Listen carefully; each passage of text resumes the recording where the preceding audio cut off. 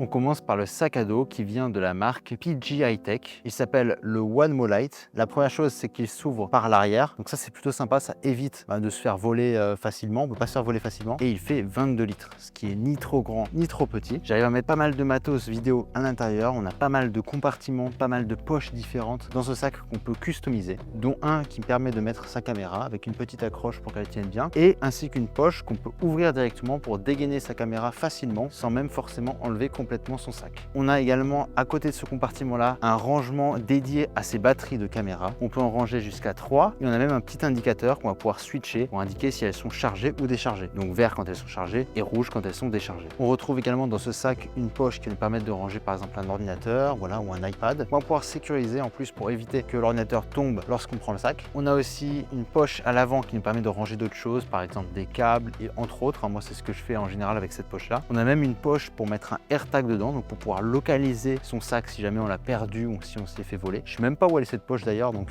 je l'ai jamais utilisée, mais je sais même pas où c'est. On a également une petite poche latérale qui va nous permettre de ranger une gourde, une bouteille, voire un petit trépied. Et on a aussi un système qui permet de mettre un trépied en dessous du sac. Alors ça, j'ai encore jamais essayé, mais apparemment c'est très sympa. Bref, donc ce sac photo là, je le valide bien avec sa couleur noire assez sombre, il est assez discret, donc ça j'aime bien et c'est un look qui reste assez moderne. Il a des formes un peu particulières.